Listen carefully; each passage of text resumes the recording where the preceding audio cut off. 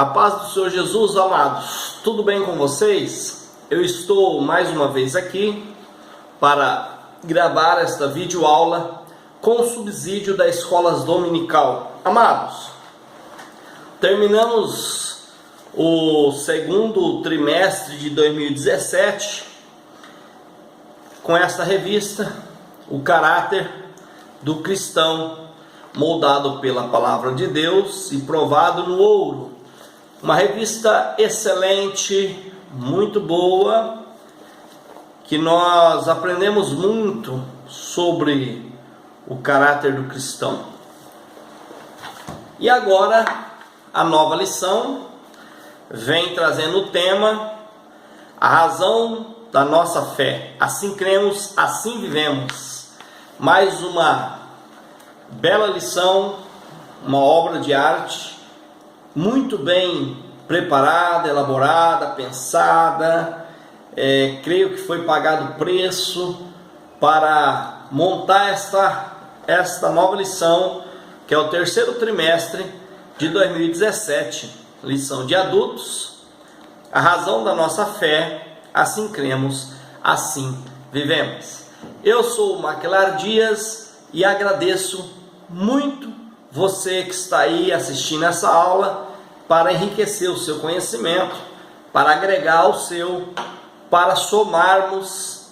Com isso, viemos junto crescer no reino de Deus e podemos também estar ensinando em nossas escolas com ideias diferentes, com mais subsídio, com mais argumentação, né? Eu sempre digo que as pessoas perguntam o que eu preciso para estudar a teologia, a escola bíblica dominical. Amados, você precisa da lição da escola bíblica dominical, da CBAD, que é onde nós estamos estudando, e você precisa da Bíblia Sagrada. Você precisa da palavra de Deus, certo? Não existe, amados, teologia sem a santa palavra de Deus, sem a Bíblia, sem o cânon santo, ok? Então, você precisa da Bíblia para dar fundamento, porque tudo, amados, que é ensinado, tudo que é pregado, nós temos que ter fundamento na Bíblia, temos que ter base bíblica, ok? E a revista da escola dominical, que é uma excelente revista.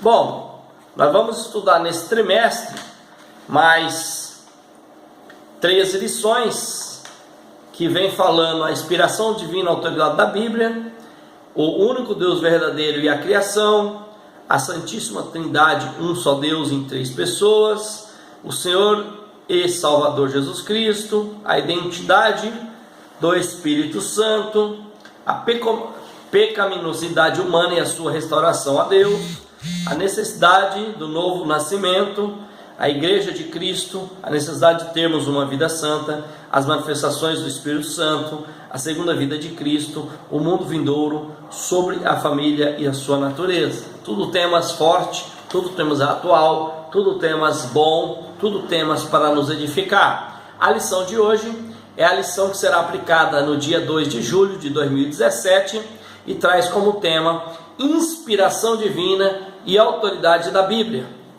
Texto áureo: porque a profecia nunca foi produzida por vontade de homens algum, mas os homens santos de Deus falaram, inspirados pelo Espírito Santo. 2 Pedro, capítulo 1 e verso 21. Verdade prática: cremos na inspiração divina, verbal e plenária da Bíblia Sagrada, única regra infalível de fé e prática para a vida e o caráter cristão, ok? O ponto central desta lição vai nos trazer o ponto central: cremos na inspiração divina e autoridade da Bíblia Sagrada. Amados, se você não tiver esta lição aí em mãos ainda, eu aconselho que você adquira pela internet ou na sua igreja, se você for um assembleano aí, ou se não for, procura aí na sua cidade uma igreja, Assembleia de Deus, e ele sempre tem revista de sobras aí. Mas se você não tiver, você pode acompanhar na carta 2 Timóteo, capítulo 3, do versículo 14 ao 17, está baseado nesse versículo esta lição, ok? Amados, esta lição aqui, como os irmãos sabem, eu não fico lendo o bojo da revista, eu leio só os tópicos, e eu pego tópico a tópico, né? Esta lição aqui, por se tratar a primeira lição, ela vem dizendo inspiração divina e autoridade da Bíblia. A gente vai ler os tópicos dela aqui, ó. Olha só, vou ler para você os tópicos. Tem a introdução, aí tem a revelação da inspiração, revelação, as palavras, revelação. Aí vem o 2, inspiração, a forma de comunicação. Isso tudo falando da Bíblia, tá, amados? Tudo falando da Bíblia. A inspiração divina, uma avaliação exegética, autoridade, inspiração plena e verbal, inspiração plena verbal. Isso tudo relatando sobre a Bíblia, tá? A Bíblia, os escritos, inspiração verbal, de novo. A única regra infalível de fé prática proveitosas para ensinar. A conduta humana, as traduções da Bíblia, e conclusão. Amados, eu costumo pegar tópico por tópico, certo? Porém, o que eu vou fazer? Na realidade, todos os tópicos quase tá vindo falando coisas referentes à Bíblia, certo? Essa primeira lição está trazendo todos os tópicos sobre a Bíblia. Praticamente aqui, essa primeira lição, estamos falando de bibliologia, uma matéria que é conhecida na teologia, como bibliologia. Geralmente, todas as teologias, principalmente teologia cristã, a primeira matéria que é aplicada no curso de teologia é a matéria de bibliologia. Eu, por exemplo, toda vez que eu inicio um núcleo, que eu inicio uma classe de teologia, quando eu vou aplicar, seja a teologia básica, a média ou avançada, eu começo por essa matéria, bibliologia, certo? Porque nós vamos estudar teologia, que ela é toda baseada na Bíblia, fundamentada e estruturada. Então nós temos que conhecer um pouco deste livro que nos dá respaldo para a nossa fé, certo? Então, a razão da nossa fé, assim cremos e assim vivemos. Qual é a razão da nossa fé? Aonde que nós aprendemos a cultuar a nossa fé, a crescer a nossa fé, entendeu? É na Bíblia, então nós temos que conhecer. E essa lição aqui, ela vem trazendo, a primeira lição praticamente é a lição de bibliologia, tanto é que essa revista vem trazendo uma Bíblia na capa aqui. Então, o que eu vou fazer? Eu não vou abordar tópico por tópico. Vocês já leram, eu vou pegar a introdução e a conclusão eu vou ler. O resto, eu fiz aqui um resumo da matéria de bibliologia e eu quero passar para você algumas coisas que talvez você tenha dúvida e é referente.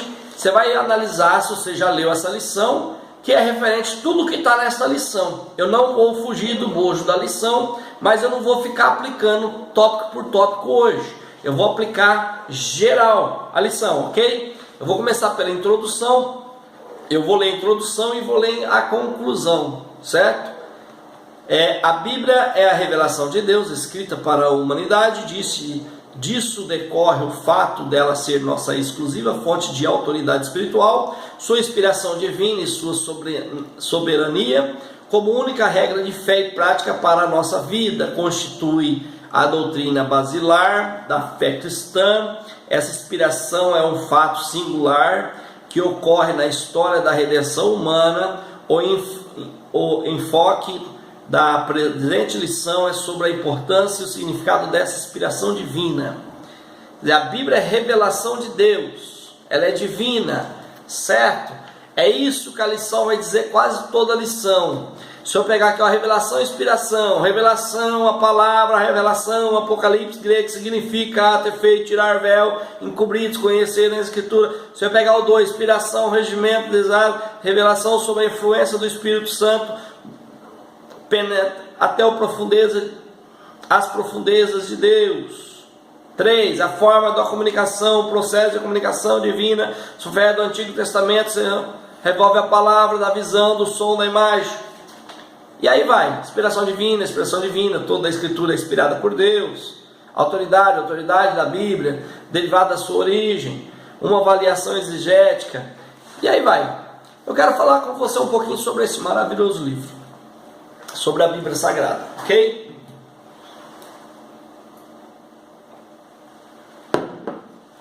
Muito bem. Vamos falar sobre a Bíblia. A Bíblia toda, amados, levou 1.600 anos para ficar concluída, para ficar pronta. 1.600 anos, certo? Primeiro veio a palavra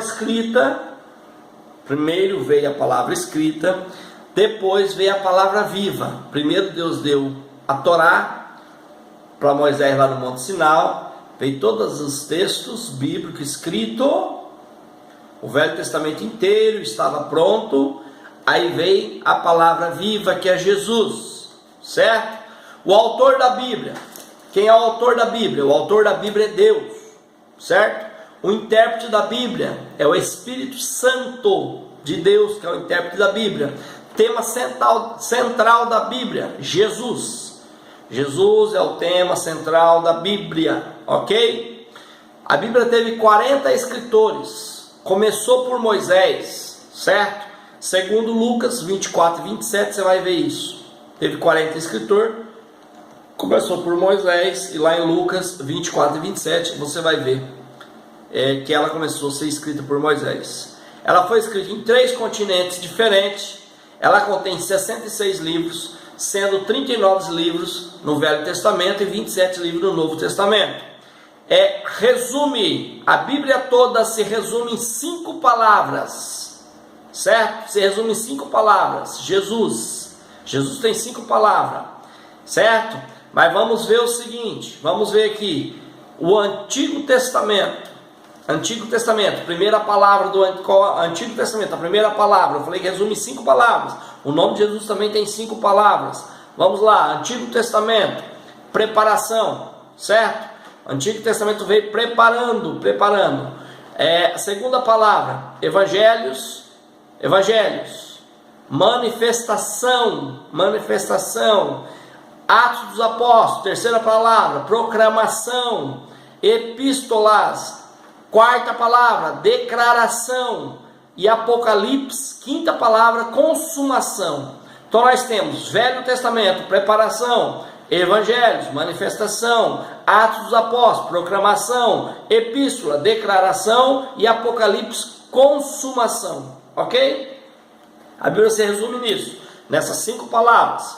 Vocês já ouviram falar sobre a Septuaginta? Você já ouviu falar sobre a Septuaginta? Então, no grego significa 70, certo?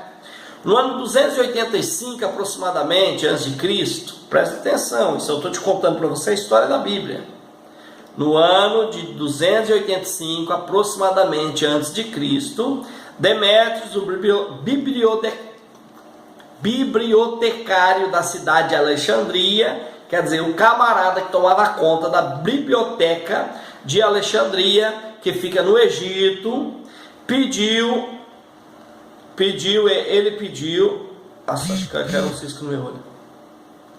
ele pediu ao rei Ptolomeu Filadélfia do Egito se ele conseguiria a tradução judaica da Bíblia para a coleção de Bíblias da biblioteca que ele tinha lá em Alexandria. Este rei, o Ptolomeu Filadélfia, o que ele fez? Ele pegou 100 escravos judeus, certo? Juntamente com presentes, enviou para o sacerdote Eleazar em Judá, certo? Em Judá, em Jerusalém, certo? Eleazar mandou selecionar 6 sábios de cada tribo. De cada tribo de Israel foi selecionado 6 sábios, somando 72 homens, certo? Eles deveriam ir em Alexandria, no Egito, para realizar essa tarefa de traduzir a Bíblia por eles, certo? foram bem recepcionados. Em 72 dias, eles traduziram toda a Torá, todo o Velho Testamento, certo? Esse trabalho ficou conhecido como a Septuaginta. Em grego significa 70. A tradução feita antes da vinda de Jesus. Ok? Até aí está tudo certo? Do ano 300 ao ano 400, não havia mais profeta, certo? Não havia mais profeta. Deus não levantou mais profeta em Israel, na Judéia, certo? E tudo que foi escrito nessa época foi considerado apócrifos ou não canônicos, certo? Porque não foi escrito inspirado por Deus. Entendeu? Como não tinha, ficou mais de 400 anos sem Deus levantar um profeta, alguns homens escreveram algum texto, alguma coisa, mas ficou conhecido como apócrifos, porque não tinha inspiração de Deus, não foi Deus que levantou para escrever, certo? Bom, nós temos aqui na revista, você leu aí a lição, você for ler, você vai ver que vai falar sobre a inspiração plenária ou verbal. Duas inspirações, plenária ou verbal. Após ser retirada da terra, a inspiração plenária e verbal, ninguém mais pôde dizer que recebeu uma revelação de Deus e que tem mais um pedaço para acrescentar na Bíblia, certo? Depois que Deus tirou a inspiração plenária e a verbal da terra, porque Deus falou assim, olha, encerrou, agora a Bíblia acabou, está pronta. Se alguém levantar, amados, e falar, olha, Deus me deu mais um pedaço da Bíblia, mais uma doutrina, mais um ensinamento, é para colocar aí dentro da Bíblia, é para acrescentar a Bíblia, é anátema, é apócrifo, porque só poderia ter inspiração de Deus para escrever a Bíblia enquanto a inspiração plenária e a verbal estivesse aqui. Depois Deus retira elas daqui e nós ficamos apenas com a inspiração comum, que admite graduação, porque a inspiração plenária e verbal não admitia graduação. A inspiração verbal, a inspiração comum admite graduação, só que ela é uma coisa natural, comum. Ela não é inspiração divina, certo? Você está entendendo, irmão? Quando parecer esses doidos falando, olha, vai vir uma irmã aqui, porque esta irmã está com testemunho que Deus levou ela lá no inferno para ela ver o que está acontecendo, e depois Deus levou ela lá no céu, e ela veio de lá para trazer mais uma inspiração, para falar, mentira, mentira, mentira. O rico e o Lázaro, Deus, manda alguém lá avisar meus irmãos para eles não virem para esse inferno que eu estou aqui. Negativo, lá na terra está Moisés e os profetas. Se os seus parentes ouvir os profetas que está lá na terra, eles serão salvos. Se eles não quiserem ouvir, eu não tenho que enviar ninguém aqui do céu lá para baixo. Amados, a Bíblia está pronta, a palavra de Deus está prontinha para nós obedecer. Se você não quiser obedecer a palavra de Deus, a Bíblia, tira o cavalinho da chuva. Deus não vai levar ninguém no inferno e no céu não, porque só vai para o inferno quem morrer sem Cristo, certo? Só vai para o inferno quem morrer sem Cristo, e só vai para o céu aquele que foi arrebatado em Cristo, com Cristo, no dia da vinda de Cristo, porque no céu não tem ninguém ainda, a não ser Jesus, o Pai e os anjos. Nossos irmãos que morreram em Cristo, não tem ninguém no céu, eles estão dormindo, aguardando o dia da ressurreição. Então para com esse negócio de, o irmão foi no inferno e no céu para trazer uma mensagem para os homens, porque Deus está voltando. Aí a irmã foi no céu, mentiroso, só mentiroso. Deus não precisa acrescentar a palavra dele. Se você bem crê na palavra dele, você será salvo. Se você não crê, um abraço para você, amados, um abraço para você. Então foi tirado da terra a inspiração verbal e a plenária. Por isso que não adianta chegar alguém e falar, eu tenho mais um pedaço aqui para acrescentar na Bíblia, como Charles Russell fez. em 1848, né, quando ele traduziu a Bíblia dele sangrada, porque não é Bíblia sagrada, é uma Bíblia sangrada dos Testemunhos de Jeová, que mudou, colocou, tirou, entendeu? Ele fez isso, ele fez uma heresia, certo? Do mesmo jeito que a Igreja Católica cometeu a heresia a colocar 7 livros apócrifos dentro da Bíblia, ok? Que nós vamos chegar nisso aí, nós vamos chegar lá e eu vou te falar sobre isso para você tomar nota, certo? Se você analisar a revista, amados, eu estou falando exatamente o que a revista vem pedindo, eu não estou fugindo da lição, eu só não vou ficar apresentando tópico a tópico, eu quero te contar a história da Bíblia para você conseguir entender um pouquinho, ok? Vamos lá. E essa lição é só complexa, eu vou tentar te passar aqui com 1 hora, 1h10 minutos, um negócio que nós levamos aí 6 meses, um semestre de uma faculdade de teologia para aprender sobre bibliologia, ok? Quando chegou, após ser tirado da terra, quando chegou o período dos anos 90, depois de Cristo, era o período da comunicação, amado, entendeu? Quando chegou o período 90, 80, 90, depois de Cristo, era o período da comunicação escrita, exigia escritas das cartas, onde essas cartas se tornou o Novo Testamento, está guardado até hoje, em Manchester, na Inglaterra, certo? E os paquirografos,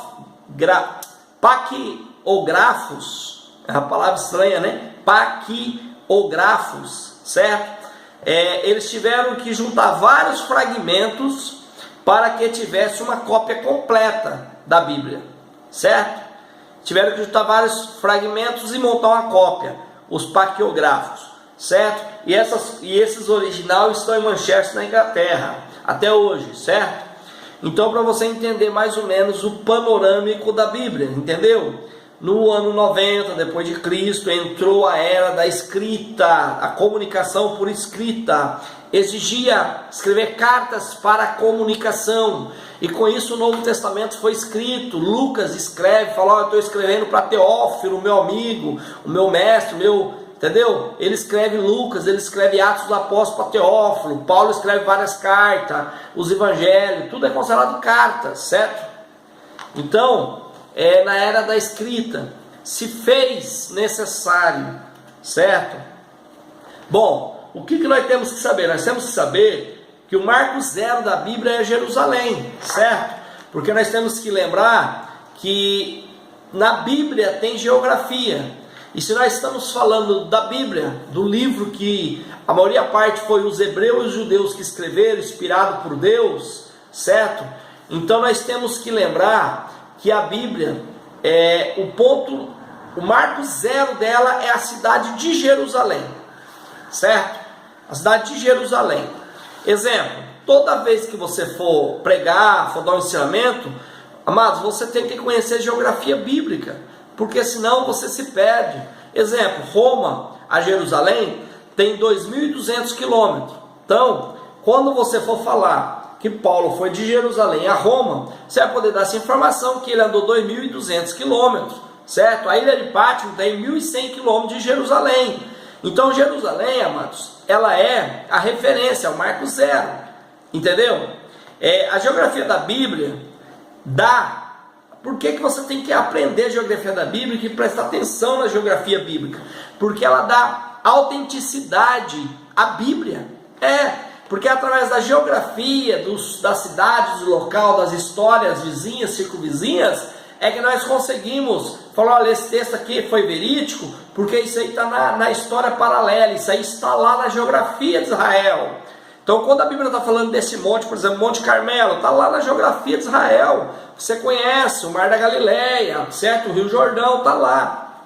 Então, é algo que dá autenticidade à Bíblia, porque existe. A Arca de Noé, o tempo comeu, acabou. Mas o Monte Ararat está lá. A Bíblia fala que ela pousou no Monte Ararat. Então, um ponto de referência que está lá palpável, para quem quiser ir lá, subir lá. Então, isso aí dá autenticidade à Bíblia. Por exemplo, a Rainha de Sabá. A Rainha de Sabá andou 3.400 quilômetros para chegar até Jerusalém para ver Salomão. 3 meses de carruagem. Você está entendendo o que você tem que ver? Então, Jerusalém é o marco zero, certo? Da Bíblia. Jerusalém, temos que saber que marco zero da Bíblia é a cidade de Jerusalém, ok? Jonas, muitos, eu já vi pregador, irmãos, pregar, por não conhecer geografia bíblica, pregar o seguinte: olha, porque Jonas, a baleia cuspiu Jonas na praia de Nínive, e Jonas saiu lá da barriga da baleia dando cambalhota, e já saiu pregando para os ninivianos. Por quê? Porque como a baleia jogou ele da boca lá na praia, os ninivianos viu, e os ninivianos tinham um Deus das águas, como Jonas saiu das águas, eles começaram a acreditar em Jonas, que ele era o Deus que saiu das águas. Irmão, história da carochinha, pregador que não sabe o que está falando, porque lá em Nínive não tem praia, certo? Em Nínive não tem praia, amados, para você entender, em Nínive não tem praia. A Bíblia diz que ele foi a Jope, Jonas foi a Jope. Jope fica a 60 quilômetros de Jerusalém, certo? Pegou um navio para Tarso ficava a 3.400 quilômetros de Jerusalém, no Mediterrâneo. Ali foi o processo que aconteceu, tudo aquilo lá, que o navio começou a chacoalhar, jogar na água, ali foi esse processo, no meio do mar Mediterrâneo, certo? Aí o peixe pega, engole ele, joga ele lá na praia de Jope, que era do mar Mediterrâneo, nada de Nínive lá em cima, aqui embaixo no mar Mediterrâneo, ali na praia de Jope, certo? Ele pega um camelo, vai pelo caminho dos filisteus, passa em Rameses no Egito. Esse caminho dos filisteus, Jonas não passa lá no Egito, não. A baleia, o peixe joga ele ali em Jope. Ele pega um camelo para ir em Nínive, pega o caminho dos filisteus. Que caminho é esse? Esse caminho vem lá do Egito, de Ramsés do Egito, passa por Jope, olha só, passa por Jope,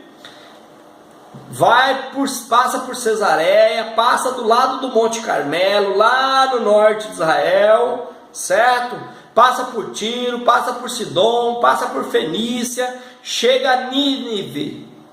Esse camelo com Jonas, quer dizer, de Jope até Nínive, Jonas andou 885 quilômetros.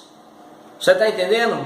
Levou de 10 a 12 dias pelo litoral e chega lá em cima em Nínive. Você está entendendo? Como é que as pessoas pregam errado, que Jonas foi jogado na praia de Nínive, não sei o que. Praia não existe.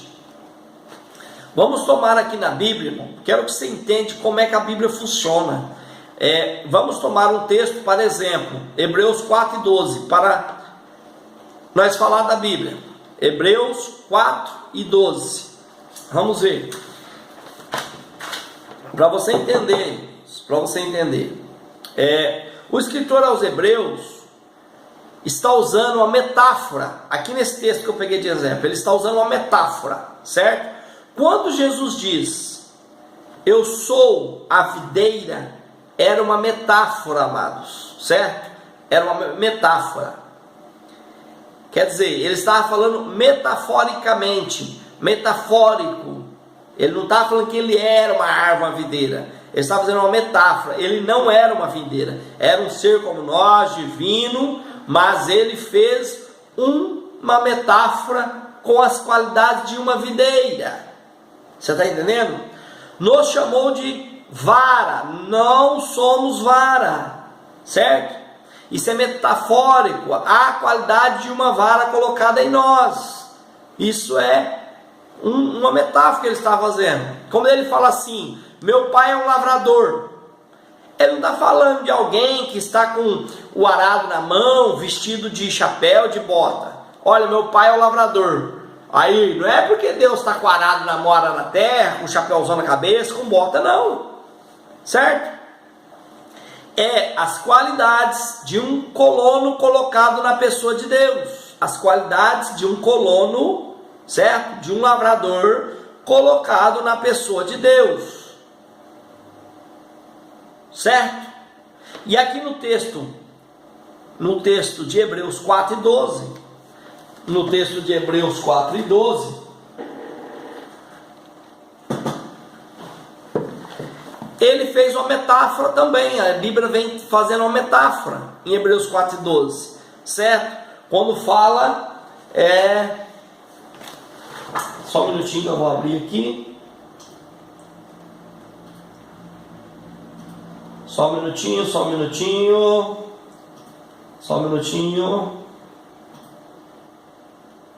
Cadê?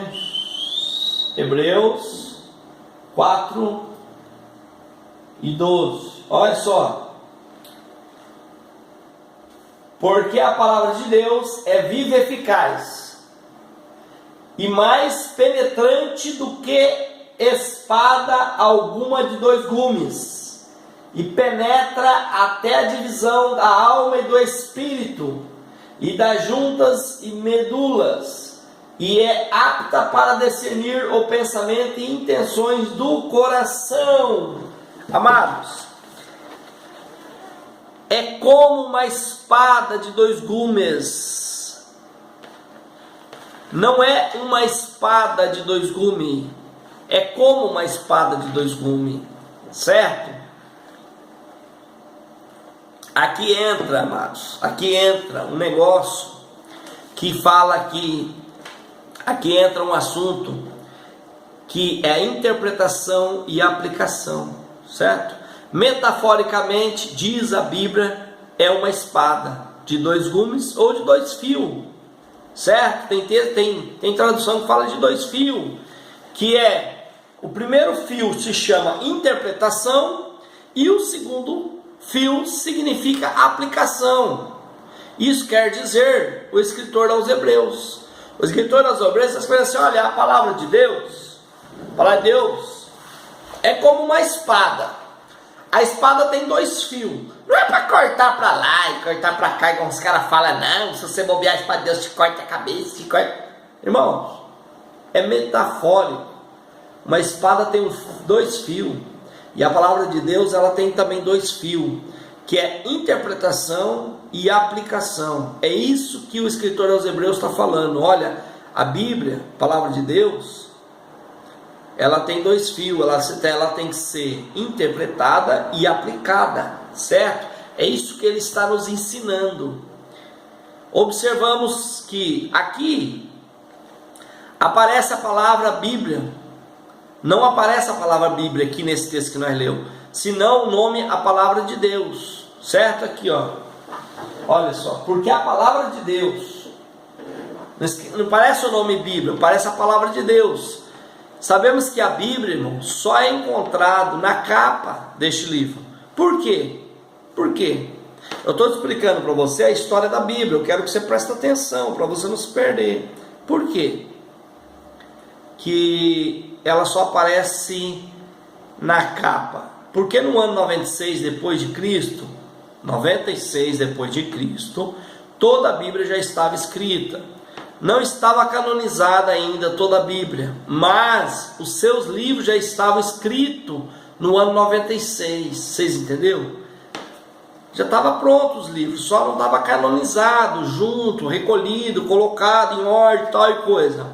Mas este livro só recebeu o nome de Bíblia no ano 397 depois de Cristo, certo? Até o ano 397, esse livro não se chamava Bíblia. Por este motivo, a palavra Bíblia não ficou no seu conteúdo, somente na capa, já que ele veio ser chamado de Bíblia em 397 depois de Cristo, e no ano 96 depois de Cristo, quer dizer, 301 anos antes, já estava todos os livros escritos, todo pronto, então não deu como entrar esse nome dentro, certo? No ano 397, em Hipônia, no norte da África, perto do canal do Gibraltar, se reúne os livros que foram canonizados. Foi reunida, fizeram ali um conselho e no ano 397, ali em Hipônia, no norte da África, perto do canal do Gibraltar, reuniram, certo? reúne os livros que foram canonizados, os 27 do Novo Testamento, certo? E os 39 do Velho Testamento, que já está canonizado, e se une ao Novo Testamento. E ambos fizeram um único livro. E era este ano 397 depois de Cristo. Aí a recência dá o nome de Bíblia, ok? Une os dois, junta os livros do Velho Testamento que já foi canonizado, junta os livros do Novo Testamento, junta os dois, agora faz um único livro e se dá o nome de Bíblia, certo? Se dá o nome, a recência dá o nome de Bíblia. Mas a Bíblia tem seus nomes que são canônicos, e um deles está no texto que lemos, a Palavra de Deus. Isso é o nome da Bíblia canônico, porque Bíblia não canonizou, certo? É o nome canônico da Bíblia, como também a Escritura Sagrada e outros que contêm contexto da Bíblia são nomes canônicos, ok? O escritor aos Hebreus diz que é semelhante a uma espada, semelhante a uma espada de 2 gumes ou de 2 fios. Um fio significa interpretação e o outro fio aplicação. O erro é aplicar antes de interpretar. Você entendeu? Esse é o erro. Porque a Bíblia você tem que interpretar o que você está lendo, depois aplicar. Mas o que acontece é que tem muita gente que aplica os textos bíblicos sem interpretar, sem entender, sem fazer a interpretação do texto, certo? Sem fazer a hermenêutica. No ano de 196, irmãos, estou te falando da Bíblia, a história da Bíblia. Já te falei como é que foi traduzida a Bíblia lá pelos judeus, tal, Septuaginta. Estou te falando, explicando para você. No ano de 196, a igreja primitiva cristã coloca a primeira heresia, a primeira igreja, a única igreja que tinha, certo? Primitiva cristã, cristã primitiva, que era a primeira igreja, igreja cristã, os cristãos. Coloca a primeira heresia, diz que Cristo não era divino. Pronto, já caiu. No ano de 306, a igreja, no ano de 306 depois de Cristo, a igreja era uma potência, Constantino queria o governo, pegou 6.000 crentes, certo? 6.000 crentes, lançou contra Reticêncio, em cima da ponte do Lúvio, certo? Norte da Itália, e venceu. Ele venceu essa guerra. Aí ele colocou nos escudos dos soldados dele, nos 6.000 soldados crentes, ele colocou nos escudos e nas espadas o nome Jesus e uma cruz, porque dali para frente ele se dominava cristão, certo? Ele assumiu o império em 306, e em 306 depois de Cristo, no ano 312, ele entrega a igreja ao Estado de Roma. Ele tira de Jerusalém e traz para Roma, na Itália, e entrega a igreja ao Estado, certo? No ano 312, entendeu? No ano 323, ele troca o nome da igreja. Só que no ano 312, quando ele entrega a igreja ao Estado,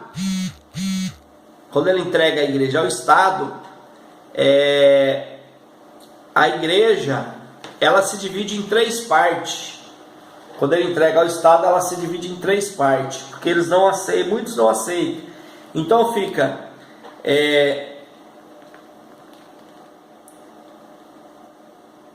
ele troca o nome 323. Ele troca o nome da igreja para a igreja cristã primitiva, ou para a igreja cristã, para a igreja católica apostólica romana, certo? Mas quando ele entrega a igreja ao Estado em 312, o que acontece? A igreja divide em 3 partes. Aí fica a igreja católica para um lado, os verdadeiros cristãos para outro lado, e no meio sai os gnósticos, certo?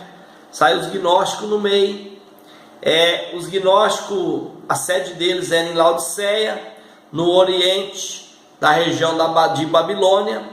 Então fica 3 grupos. Fica agora a igreja com o novo nome que Constantino deu, Igreja Católica Apostólica Romana de um lado, os verdadeiros cristãos de outro lado, e no meio ficam os gnósticos, certo? Para você começar a entender um pouquinho a história, o nome da igreja foi trocado no ano 323. No ano 333 Constantino morre, certo? No ano 500 acaba os verdadeiros cristãos, eles não conseguem suportar, eles perseguido e tal, tem perseguição, e os verdadeiros cristãos até no ano 500 morre, acabou. Aí vem um deserto de 700 anos sobre a religião, fica 700 anos no deserto. Aí em 1200, no sul da França, um comerciante por nome de Pedro Valdo, ele começa a ler a Bíblia e acha o capítulo 10 de Mateus, onde fala dos discípulos. Ele faz uma bandeira deste capítulo e sai evangelizando e pregando. E isso aí no ano de 1200, quando ele começa a pregar, Pedro Valdo, que é um comerciante. No ano de 1229, já tem 1 milhão de crentes seguindo Pedro Valdo. Com isso, o clero e o Vaticano balança. O clero chacoalha o clero, o Vaticano assusta. E o que o Vaticano faz em 1229? Proíbe de ler a Bíblia. É proibido de ler a Bíblia. Eles falam, vamos proibir de ler a Bíblia, porque daí esse exército de crente aí de Pedro Valdo vai acabar. Mas não adianta, porque eles fazem um censo em 1230, um ano depois eles fazem o censo, e os crentes continuam crescendo, os cristãos continuam crescendo, os rebanhos de Valdo de Cristo continuam crescendo. Aí a igreja instaura a Inquisição, a igreja católica, tá? Instala a Inquisição e começa a perseguir os cristãos, mata 800 mil crentes, 200 mil crentes fogem para os Alpes da Itália e são perseguidos igual fera, são perseguidos e caçados igual fera, e 4 meses de perseguição eles conseguem matar mais 200 mil crentes, quase exterminando os crentes, certo? Quando é no ano de... Aí depois disso surge o movimento de John Wycliffe, certo? Surge o movimento de John Wycliffe, que começa a pregar, mas logo também ele é morto. Aí vem em 1414, vem John Hus. John Hus, ele vem da província de Tchecoslováquia e começa o crescimento, certo? John Wycliffe, ele vem da Inglaterra com o movimento dele. John Hus vem da Tchecoslováquia, certo? E daí o que eles fazem com John Hus? Eles colocam fogo nele, ele morre queimado e enforcado, certo? Ele morre queimado e enforcado. Mas antes dele morrer, ele faz uma profecia, ele profetiza, ele fala assim: hoje vocês vão matar o ganso, mas daqui 100 anos vai vir o cisne, e esse você não vai conseguir matar. O cisne você não vão matar. Aí, em 1512, Martim Lutero começa a ler a Bíblia. Martim Lutero começa a ler a Bíblia, certo? Em 1512. Quer dizer, aproximadamente 100 anos depois que João Hus fez a profecia, certo? E ele começa a ler a Bíblia, e no ano de 1517 ele vem a primeira reforma. No dia 1º de novembro de 1517 surge a primeira reforma protestante, e ele crava dia 1º de novembro de 1517, ele crava as 95 teses na porta central da igreja católica, certo? Aí vem a perseguição em cima de Martim Lutero. Ele foge para a Inglaterra, fica um tempo lá, depois ele volta para a Alemanha e se esconde ali nos porões, e com a ajuda dos alunos dele da faculdade escondido, ele consegue traduzir a Bíblia do latim para o alemão, e quando ele sai dos porão, ele já sai agarrado com a Bíblia traduzida, e daí para frente deslancha o negócio. Aí no dia 18 de abril de 1546, a igreja não aguenta a pressão e devolve o direito das pessoas lerem a Bíblia. Mas agora, o que a igreja católica faz? Ela devolve o direito das pessoas lerem a Bíblia, mas agora com 7 livros apócrifos enfiados dentro da Bíblia. Porque enquanto a Bíblia original tem 66 livros, a Bíblia da igreja católica tem 73 livros, porque ela coloca 7 livros apócrifos dentro da Bíblia. Para quê? Para dar fundamento para ela rezar para morto, fazer missa de 7º dia, batizar crianças sem pecado, para ela fazer indulgência, vender indulgência, para ela usar o purgatório, para ela vender missa do 7º dia, para adorar idolatria, para todas essas aberrações, essas heresias, aonde que ela não deveria colocar nada dentro da Bíblia. Por quê? Porque a Bíblia estava completa, porque a Bíblia estava completa e a inspiração plenária e verbal foi retirado, só ficou a natural, só ficou a inspiração comum. Eles não poderiam agarrar 7 livros apócrifos e enfiar dentro da Bíblia para dar fundamento às heresias deles, mas foi isso que eles fizeram, tá? Foi isso que eles fizeram, para você entender. Estamos falando desta maravilhosa lição que traz como tema a inspiração divina e a autoridade da Bíblia, que para mim é uma bibliologia, e é o que eu estou passando para vocês, baseado aqui nessa lição, que você vai ler o bojo da lição, você vai ver que eu não estou saindo fora do assunto. Irmãos, a Igreja Católica fez isso, certo? Como também tem muitas pessoas que judiam da Bíblia. Muitas pessoas judiam da Bíblia. Eu costumo falar que a Bíblia é o livro mais perseguido pelos seus inimigos e a mais judiada pelos seus amigos, que somos os crentes, os evangélicos, os leitores. Por quê? Porque, amados, fazem uma bagunça com a Bíblia. Porque em vez de interpretar para aplicar, eles querem aplicar o texto sem interpretação, aí vira bagunça, certo? Por exemplo, as pessoas pegam e falam assim: olha, quem quer comprar? Estamos vendendo vidro com água lá do tanque de Betesda. Essa água abençoada do tanque de Betesda, quem quer comprar? Irmão, em primeiro lugar, aquele local lá era um local de feitiçaria, lá no tanque de Betesda. É um lugar, as pessoas falam isso porque não sabem aplicar a Bíblia, não sabem interpretar a Bíblia, não conhece a história, nunca foi lá e fica falando as coisas que não conhece, vendendo vidrinho com água do tanque de Betesda, sendo que eles nunca pisou lá, certo? Primeiro, aquele local era de feitiçaria e de bruxaria. Ali estavam os bruxos e os feiticeiros, que faziam a água dar tombo, que faziam a água movimentar, certo? Ali é um lugar, irmão, que é feito homenagem ao deus Culápio grego, deus Culápio grego, deus da cura, certo?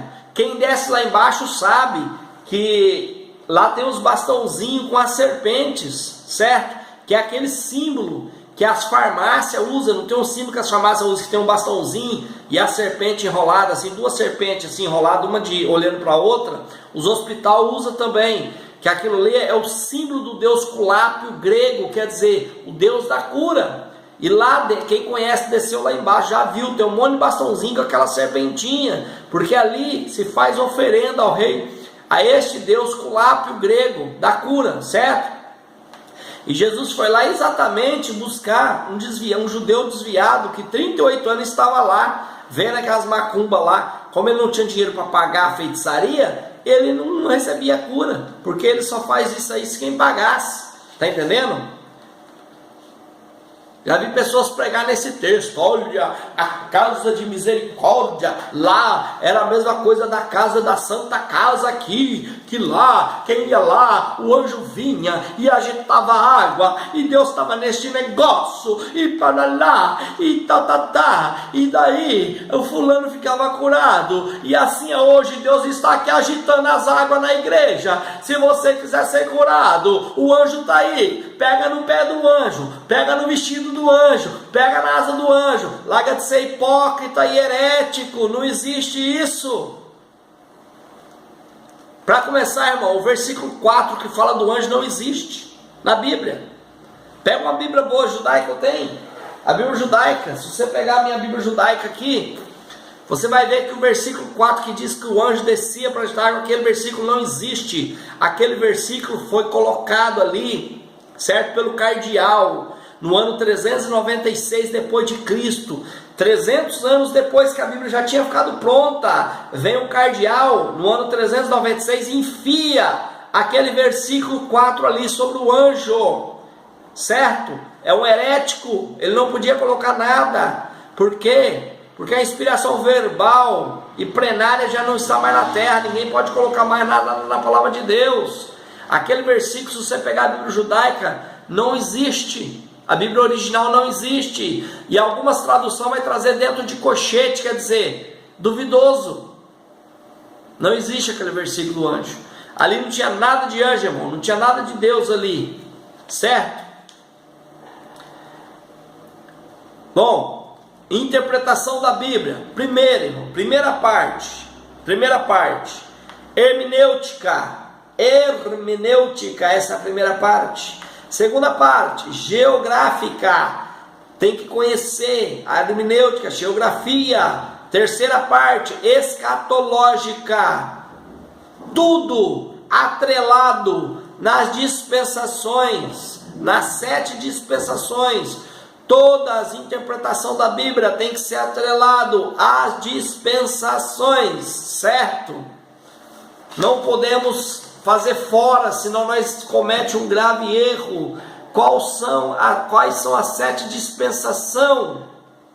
Primeiro, tempo da inocência, que os teólogos não sabem quanto tempo foi. Quando Adão e Eva estavam lá no jardim, na inocência, sem pecar, ninguém sabe quantos anos que ele ficou ali. Segunda dispensação, tempo da consciência, da saída do jardim do Éden com a queda do homem ao dilúvio, deu 1656 anos. Terceira dispensação, governo humano, do dilúvio à Torre de Babel, 427 anos. Quarta dispensação, a Torre de Babel a Moisés, 430 anos.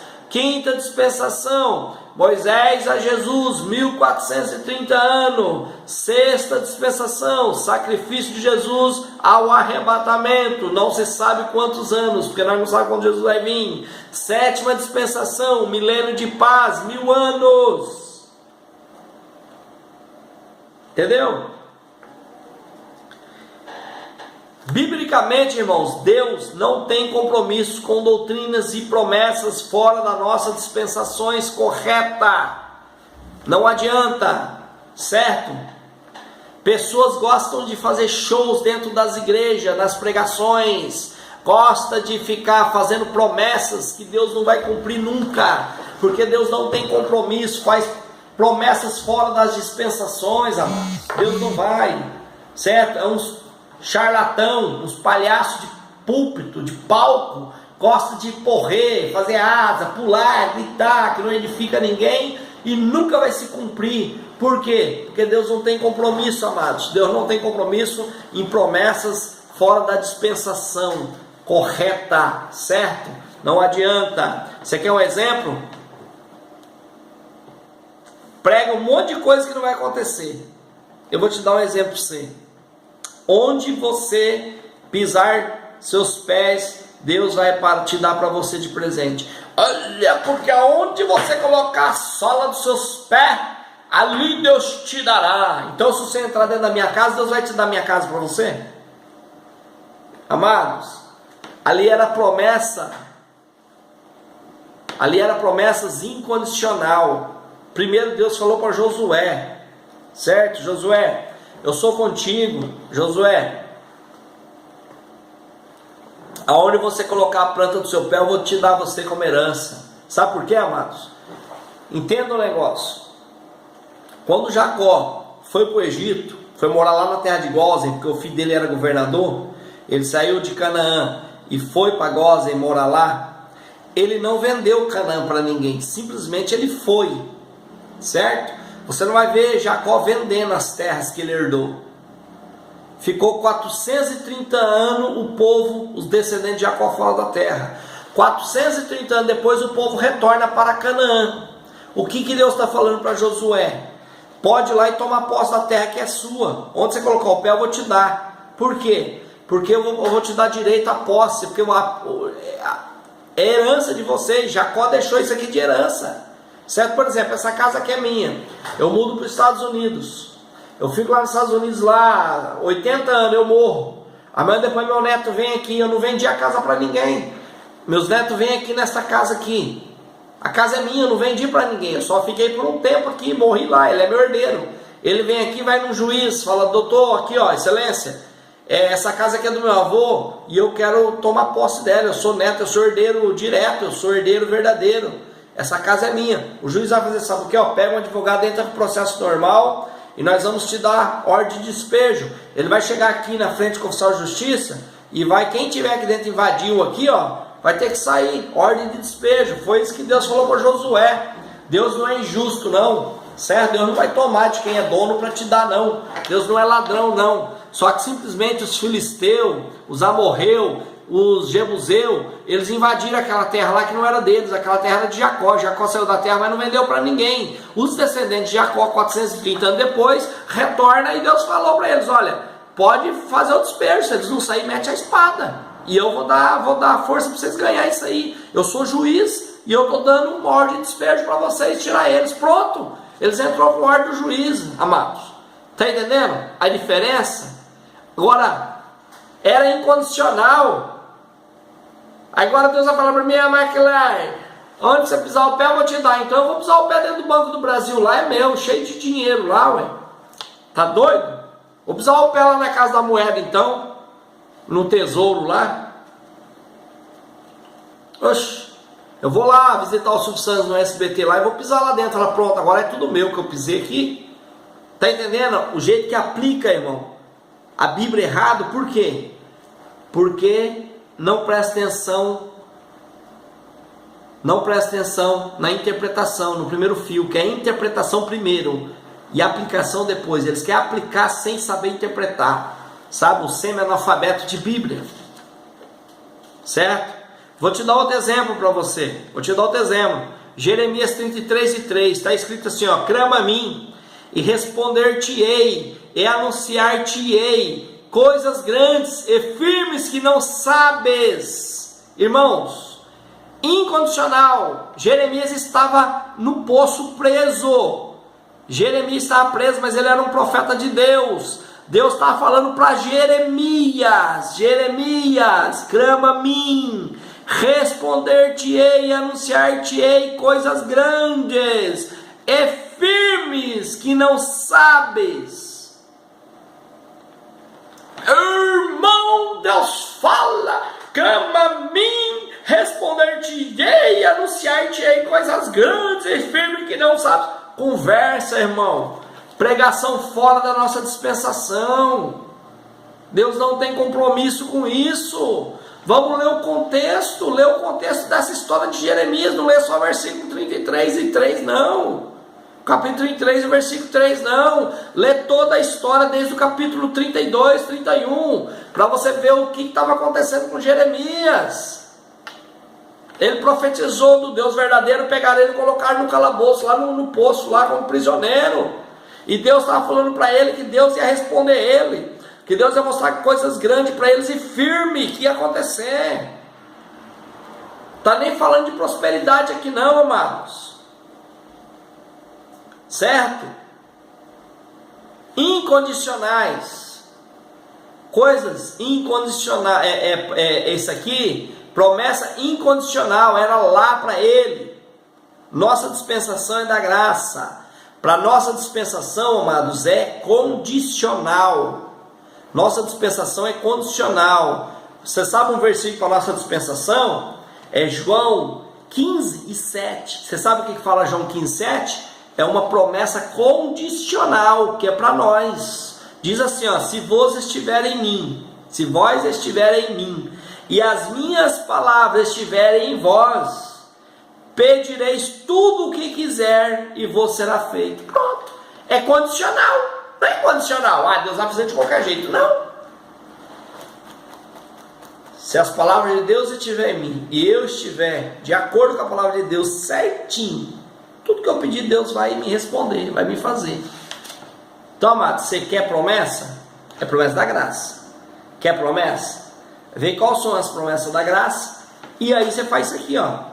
Fica, as palavras de Deus estiverem em vós, e vós estiver com a palavra de Deus, pode pedir. Certo? Pode pedir. Agora, você está entendendo o que eu estou te falando? Você está entendendo?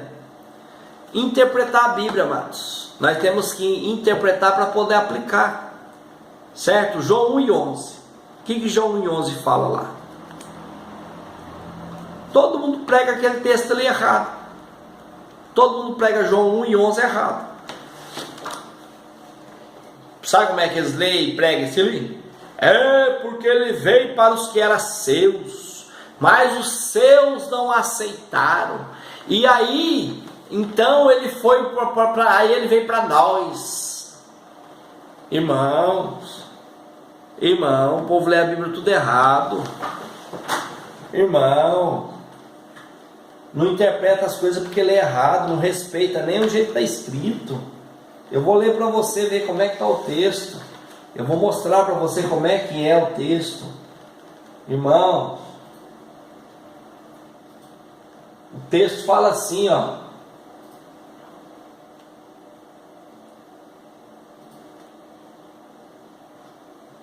Olha aqui, ó. Olha como é que o texto fala, ó. Veio para o que era seu. Não veio para o que era para os seus, não. Não tem nada de plural aqui, seus. Veio para o que era seus, mas os seus não receberam. Nada disso. Aqui é bem claro, ó. Veio para o que era seu, no singular, vírgula. O que era de Jesus, irmão? Veio para os seus não, para o que era seu. O que era de Jesus, irmão? A cruz. Veio para o que era seu sacrifício, a sua missão. Veio para o que era seu. A cruz era de Jesus. Vírgula. E os seus, aqui sim, e os seus não o receberam. Ele veio para o que era seu, morte de cruz. Os seus conterrâneos não recebeu esse ato dele. Então, nós recebemos e nós alcançamos a salvação. Amado, lê a Bíblia direito, interpreta direito, não coloca essa onde não existe, não coloca plural onde é singular. Ele veio para o que era seu, veio para morrer na cruz. Os seus não recebeu esse sacrifício, nós recebemos. Então a salvação estendeu para nós. Está entendendo? Como é que as pessoas interpreta mal e aplica pior ainda? Se você não conseguir interpretar, amado, não interpreta, não aplica não. Se você não conseguir interpretar, não aplica não. Vai estudar um pouquinho, faz um curso. Sabe o que é isso aí? Tem muitas pessoas que é ignorante. Não, teologia não é coisa de Deus, não é coisa do diabo. Amigo, a Bíblia é bem clara, o diabo não fez nada. O diabo não fez nada, o diabo só é o pai da mentira, nada mais. Até o diabo quem fez foi Deus. Até o diabo quem fez foi Deus, amado. Certo? O diabo não fez nada. A teologia, irmã, é Deus, logia, teologia, estudo de Deus. Se estudar Deus for pecado, amados, se estudar Deus for pecado, então fala o seguinte: vai estudar Satanás. Vai estudar Satanás. Porque até a palavra Satanás tem na Bíblia foi inspirada por Deus. Deus não inspirou o Satanás para ele falar na Bíblia, não. Deus inspirou o homem para escrever sobre a pessoa de Satanás. Certo? Porque na Bíblia, amados, tem 3 pessoas falando na Bíblia. Tem 3 pessoas falando na Bíblia. E isso que nós temos que entender. Tem 3 pessoas falando na Bíblia. Tem Deus falando, tem o homem falando e tem Satanás falando. Tem 3 pessoas falando na Bíblia, certo? Então nós pega e já começa a confundir o que Deus fala com o que o homem fala, com o que Satanás fala. Então por quê? Porque você não consegue interpretar a Bíblia. Se você não consegue interpretar, amados, como é que você vai aplicar o negócio se você não entendeu? É a mesma coisa, você não é farmacêutico, você não é médico. Seu filho está com uma doença, com um problema de saúde. Você pega, abre uma caixa cheia de remédio, você não conhece remédio, você não conhece injeção, você não sabe, você não fez um exame para saber o que a criança tem. A criança está com febre, mas febre é sinônimo de muita coisa. Pode representar vários tipos de doença que dá febre. Febre é um sinal que o corpo não está bem. Aí você pega lá uma bezetacil e aplica na criança. A criança é alérgica à bezetacil, vai e morre com a alergia. Por quê? Porque você está aplicando um remédio sem conhecimento, sem ter um exame, sem fazer um autoexame, certo? E você não é perito para isso. Então, se você, amado, não conseguir interpretar a Bíblia, não aplica não. Aplica só os textos que você consegue interpretar, certo? Você está entendendo? Porque senão você vai matar alguém. Você vai cometer uma heresia. Você vai cometer uma heresia, certo? Você quer ver como é que as aplicações são erradas? Porque se você puder aplicar, mas a Bíblia é para Deus, tudo quanto é coisa é a Bíblia. É a Bíblia, amado. Só que tem coisa aqui na Bíblia, ó. Tem coisa na Bíblia aqui, ó. Tem coisa na Bíblia aqui, ó, que é errado. A Bíblia fala assim, ó: fulano matou cicrano. Você também vai matar porque a Bíblia falou que fulano matou cicrano? Hã? De Gênesis a Apocalipse, qualquer coisa aí eu posso aplicar. Pode? Vamos ler um texto aqui, para você ver como que é diferente, que você tem que aplicar texto dentro da sua dispensação. Lógico, você pode usar a Bíblia inteira como base, como eu falei no início, né? Como eu falei no início, eu não sei se você prestou atenção, que eu falei que a Bíblia toda se resume em 5 palavras, que é preparação, manifestação, proclamação, declaração e consumação, certo? Então tudo, eu falei que nós temos 7 dispensação, e cada palavra da Bíblia tem um tempo certo para a sua dispensação.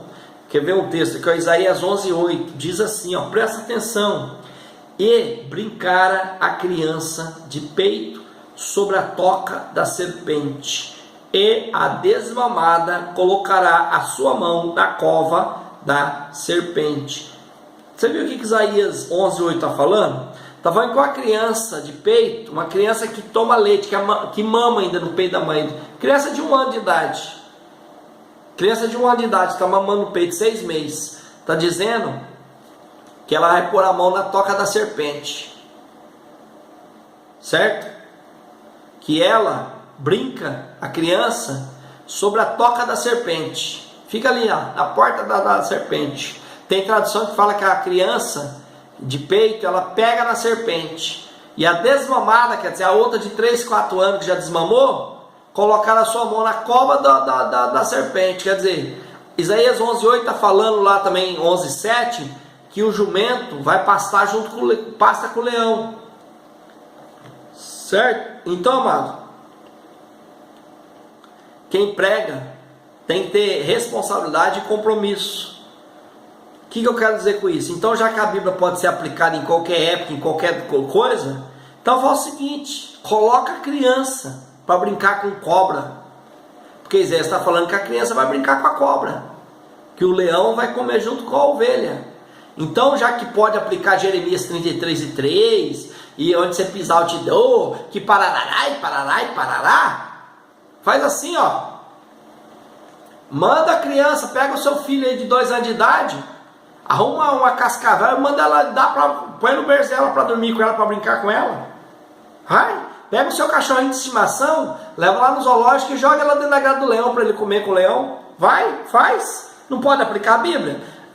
Isaías está falando que a criança vai brincar com a serpente, que a outra vai enfiar a mão dentro da casa da serpente, que a ovelha vai comer com o leão. Uai, não pode aplicar a Bíblia de qualquer jeito? Então aplica aí, joga uma cascavel aí no berço do seu filho, dorme com uma cobra aí, vai lá comer junto com o leão. Você está vendo como é que você tem que interpretar o texto para depois aplicar, irmãos? Você viu? Conclusão. Cremos que a Bíblia é a única revelação escrita de Deus para toda a humanidade, que seu texto foi preservado, sua inspiração divina é mantida nas 2.935 línguas em que ela é traduzida, segundo dados da Sociedade Bíblica do Brasil, que cada uma possa receber a Bíblia sem restrição alguma, pois ela é a palavra de Deus em qualquer língua em que vier a ser traduzida. Irmãos, tem muitas traduções que é fraca, mas é a palavra de Deus. A Bíblia não tem falha, a Bíblia tem o erro humano, certo? Manipulação humana que faz a Bíblia ser falha. Algumas tradução fraca, mas isso não tira a essência da Bíblia. A Bíblia só não pode pegar a Bíblia com heresia, certo? A Bíblia sagrada lá dos Testemunhos de Jeová, a Bíblia da Católica é igual a nossa. A única coisa, amados, é que tem alguns versículos que eles adulterou e colocaram 7 livros a mais, certo? Mas a Bíblia é a palavra de Deus e sempre vai ser a palavra de Deus. Outra coisa, a Bíblia está acima das igrejas, viu, seus padres? Você já ouviu um padre falando aí que tem que ouvir mais a igreja do que a Bíblia, porque a igreja nasceu primeiro que a Bíblia. Aonde que ele tirou isso da cabeça? Quando a igreja nasceu lá em Atos dos Apóstolos, o Velho Testamento já estava pronto. Eu falei para vocês aqui, quando a igreja nasce em Atos dos Apóstolos, a igreja é cristão verdadeiro, os cristãos verdadeiros, crentes de verdade. Quando nasceu lá em Atos dos Apóstolos, o Velho Testamento já estava pronto, certo? Quando a igreja católica nasceu, a igreja católica apostólica romana, sabe quando que ela nasceu?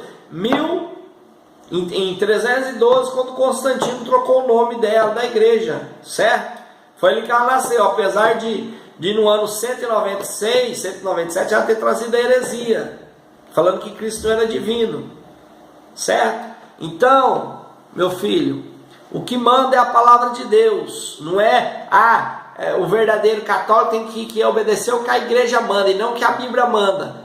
Porque a igreja católica é seita, por isso que eles fazem isso.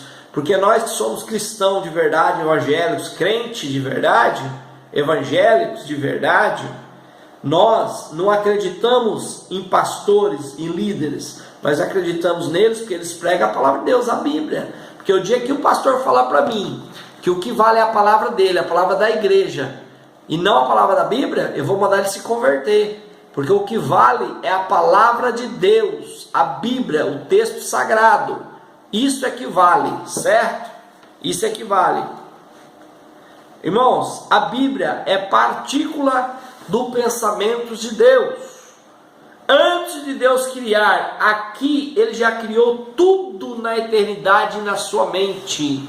Então a Bíblia é partícula do pensamento de Deus, por isso que ela está ativa e viva até hoje, e ela está sendo usada para a conversão de almas, para a remissão de pecado. Então, aprenda, não aplique um texto da Bíblia sem antes interpretar, porque primeiro vem a interpretação, depois a aplicação, ok? Eu agradeço a sua companhia, eu agradeço por você ter assistido esse vídeo. Nós estamos começando essa bela revista, essa bela aula. Hoje eu trouxe uma aula diferenciada, eu não vi os tópicos, né? Na próxima aula eu já vou falar tópico por tópico, porque eu achei bem que a lição, se você leu, eu abordei todos os temas da lição, só que uma aula direta, né? Sobre a inspiração divina e a autoridade da Bíblia, que ela é totalmente inspirada por Deus e revelada aos homens, ok? Amados, eu dou um grande abraço para você, continua conosco, inscreva aí no nosso canal, nos ajude. Eu já falei, eu não faço isso aqui visando dinheiro, porque a minha profissão é outra. Mas eu agradeço de coração que você aí tenha aí assistido essas aulas, clicado aí, dado um joinha, se inscrevido no nosso canal. Eu agradeço a sua presença aí, dos meus amigos também que postam vídeos aí. São belas aulas, sempre que eu posso eu estou assistindo.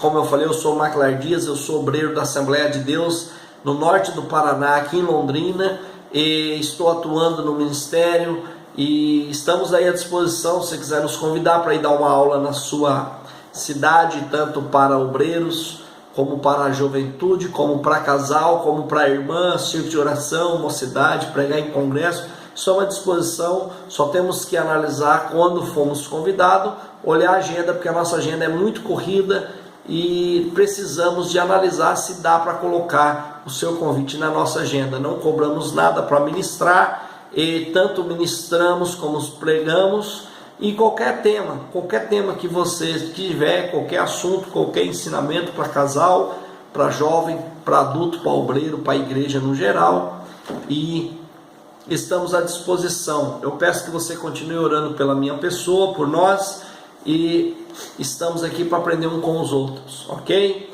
E você também pode fazer aí a sua crítica, o seu elogio, é bem-vindo, estamos aqui para te ouvir. Fica com Deus, em nome do Senhor Jesus, um forte abraço e um beijo no seu coração. Fica com o nosso Senhor Jesus Cristo. Amém.